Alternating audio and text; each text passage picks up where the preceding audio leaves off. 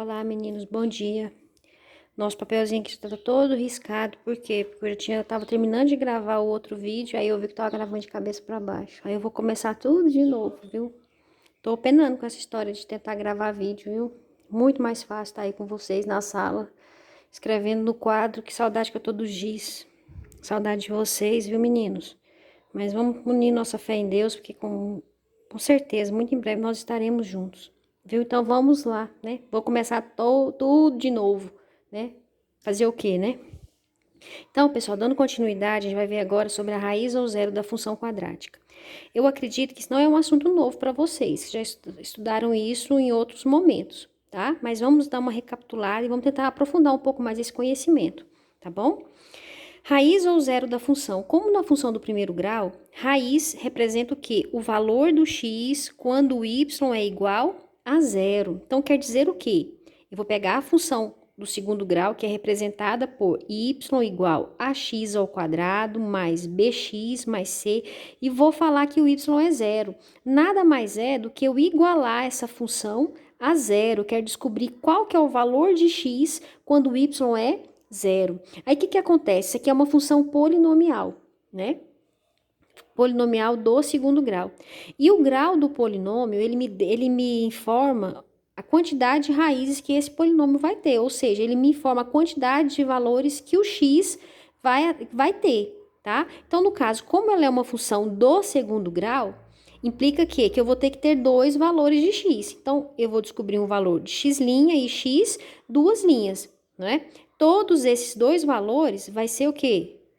Quando o y for igual a zero, tá? Para a gente chegar nessas duas raízes, a gente vai passar por duas fórmulas, que é as fórmulas que a gente já conhece, que é a fórmula de delta, né?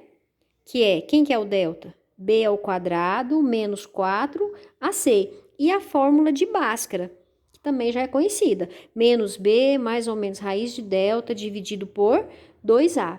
Não é isso? Só que antes da gente chegar na fórmula de Bhaskara, é interessante a gente analisar os três tipos de delta.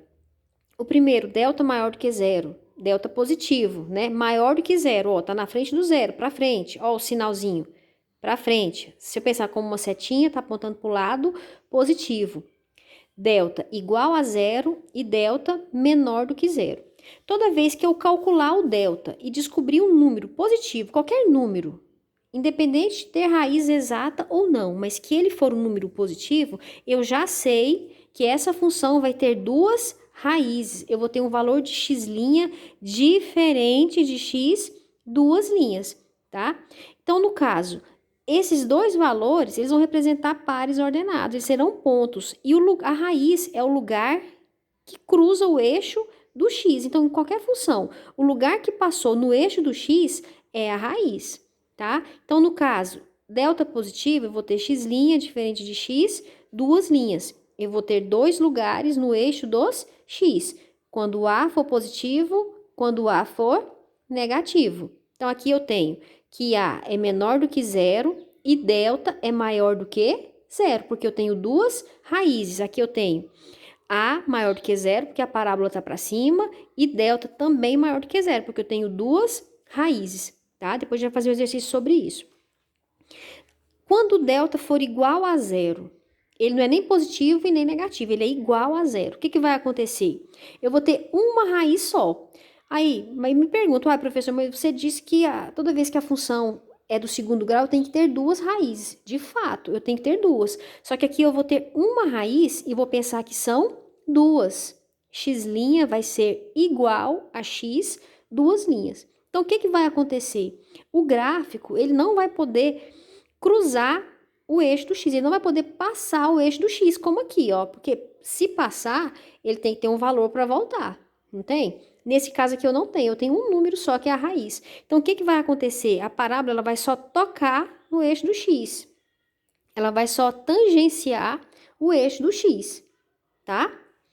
Nesse caso aqui, eu tenho que A é maior do que zero, porque a parábola tem a concavidade voltada para cima. E eu tenho que o delta é igual a zero. Nesse caso aqui, eu tenho que o A é menor do que zero, porque a parábola tem a concavidade voltada para baixo, e o delta é igual a zero, tá? E o último caso, Último caso de delta. Delta menor do que zero. Delta negativo. O que vai acontecer? Toda vez que o delta for negativo, essa função ela não terá raízes reais. Ela não tem raiz real, mas ela tem raiz. É uma raiz que a gente vai estudar no terceiro ano, tá? É um novo conjunto que a gente vai conhecer, que é chamado conjunto dos números complexos. Mas até então, delta negativo não tem raiz real. No terceiro ano também não vai ter raiz real, vai ser um outro tipo de raiz, tá? Mas por que não tem raiz real? Se eu calcular o delta e descobrir um número negativo, o delta ele vem para dentro de uma raiz, não vem? Aqui, ó, o lugarzinho do delta na fórmula de Bhaskara é dentro de uma raiz.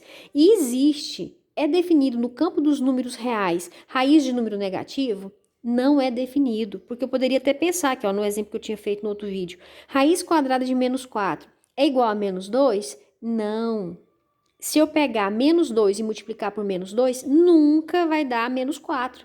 Vai dar sempre mais 4, porque dois números negativos multiplicados nunca vai dar negativo, vai dar sempre positivo, porque o mais, ele vem de um par de menos, não é isso? Então, no campo dos números reais, raiz cujo o índice for negativo e o radicando, desculpa pessoal, índice par e radicando negativo não é definido no campo dos números reais. Então, aqui a gente tem o quê?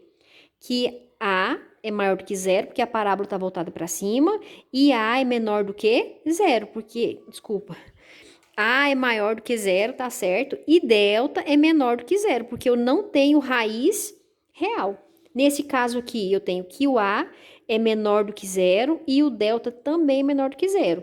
A menor do que zero, porque a parábola está para baixo, delta menor do que zero, porque não tem raiz real. Essa parábola tocou o eixo do x? Não tocou, tá? Pessoal, no próximo vídeo eu vou resolver os exemplos, tá bom? Eu vou parar agora para não ficar muito extenso. Um abraço e até daqui a pouco.